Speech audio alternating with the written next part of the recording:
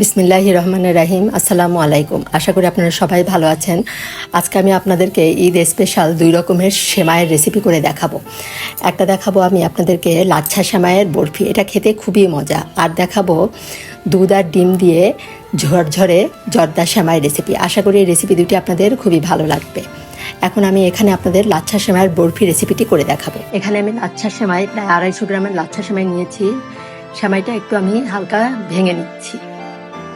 এখন আমি একটা প্যানে 2 টেবিল চামচ পরিমাণ ঘি দিয়ে দিব।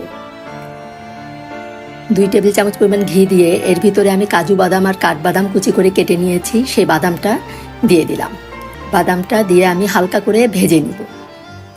বাদামটা আপনারা আপনাদের পছন্দ মতো দিবেন। আমি প্রায় এখানে 1/3 কাপের মতো দিয়েছি। এখন বাদামটা হালকা ভেজে নিয়েই এর ভিতরে আমি সেমাইটা ভেজে নিব। বাদামটা ভাজা হয়ে গিয়েছে, এখন এর ভিতরে আমি সেমাইগুলো দিয়ে দিলাম। সেমাইটা দিয়ে এটা লো হিটে 5 মিনিটের মতো ভেজে নিতে হবে। খুব বেশি কড়া করে ভাজা যাবে না, লাচ্ছা সেমাই অত বেশি ভাজার দরকার হয় না। ভেজে নিয়ে এর ভিতরে আমি কনডেন্স মিল্ক দিয়ে দেব। এখানে প্রায় 1 কাপ পরিমাণ আমি কনডেন্স মিল্ক রেখেছি, সেখান থেকে কিছুটা দিয়ে দিলাম। দিয়ে আমি লাচ্ছা সেমাইয়ের সাথে এটা মিশিয়ে নিব। এই সেমাইয়ের বরফি বানানোটা কিন্তু খুবই সহজ এবং খুব কম সময়ে এই বরফিটা বানানো হয়ে যায়। এখন এই যে সব ভালো করে মিশিয়ে নিচ্ছি। এমনভাবে কনডেন্স মিল্কটা দিতে হবে যাতে সম্পূর্ণ সেমাইয়ের সাথে এটা হালকা করে মিশে যায়। আর মিষ্টির পরিমাণটা বুঝে আপনারা দিবেন। আর এক্সট্রা কোনো চিনি এখানে দেওয়ার দরকার নাই, যেহেতু কনডেন্স মিল্কটা বেশ মিষ্টি থাকে, এই জন্য এখানে আর চিনি দেওয়ার দরকার নাই। এখন এই যে বাকি যেটুকু ছিল কনডেন্স মিল্ক, সেটুকু আমি দিয়ে দিলাম। দিয়ে ভালো করে মিশিয়ে নিয়েই আমি চুলাটা অফ করে দিব। খুব বেশিক্ষণ এটা চুলার উপর রাখা যাবে না, তাহলে দেখা যাবে যে আঠালো ভাবটা থাকবে না, ঝুরঝুরা হয়ে যাবে। এখন সেমাইটা আমার হয়ে গিয়েছে। এখানে আমি একটা প্লেটে 1 চামচ পরিমাণ ঘি দিয়ে দিলাম। প্লেটে ঘিটা মিশিয়ে নিব। আর এখানে আমি গুঁড়া দুধের ভিতরেও 1 চামচ পরিমাণ ঘি দিয়ে এটা মিশিয়ে নিব, তাহলে এটা মাওয়ার কাজ করবে। আমি মিশিয়ে রেখেছি গুঁড়া দুধটা। এখন প্লেটে আমি যে লাচ্ছা সেমাইটা ঢেলে নিলাম। ঢেলে গরম অবস্থায় এটা আমি স্প্যাচুলাটা দিয়ে ভালো করে সমান করে নিতে হবে। গরম অবস্থায় এটা করতে হবে, বেশি ঠান্ডা করা যাবে না। এখন আমি হাত দিয়ে ভালো মতো শেপটা করে নিচ্ছি। শেপটা করে নিয়ে আমি গুঁড়ো দুধটা রেখেছি, এই গুঁড়ো দুধটা দিয়ে দিব। গুঁড়ো দুধের ভিতরে ঘিটা দেওয়াতে সুন্দর একটা ফ্লেভার আসবে এবং টেস্টটা বেশ ভালো লাগবে।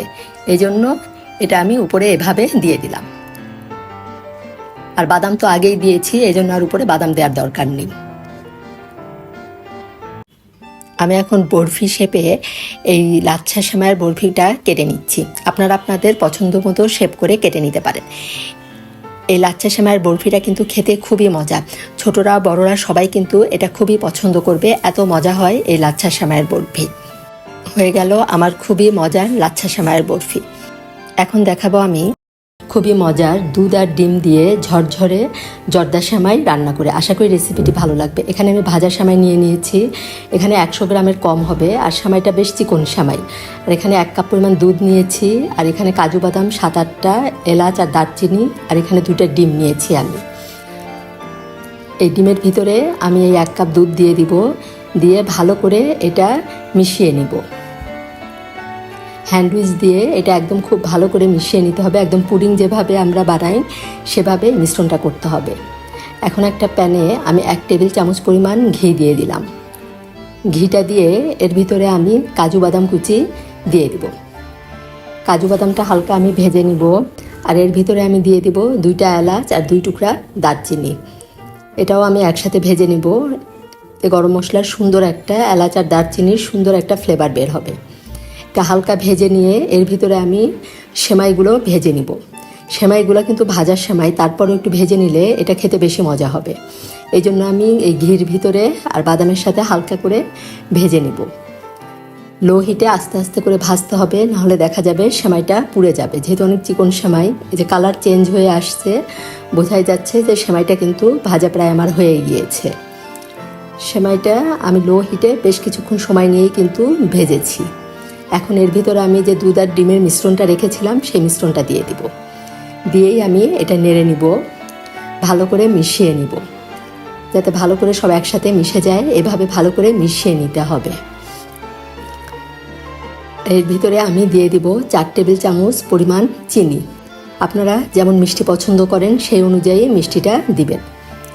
এখানে আমি 4 টেবিল চামচ পরিমাণ চিনি দিয়ে সব একসাথে ভালো করে মিশিয়ে নিচ্ছি। আর সেমাইয়ের পরিমাণ যদি আপনার বেশি হয় তখন কিন্তু আপনার ডিম দুধও বেশি করে দিতে হবে।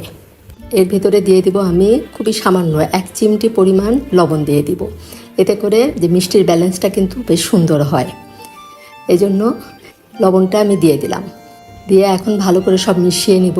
এটা কিন্তু এরকম একসাথে ঘন হয়ে আসবে, আস্তে আস্তে নাড়তে নাড়তে আবার ঝরঝরে হয়ে যাবে। এর ভিতরে আমি দিয়ে দেব 1 চামচ পরিমাণ ঘি।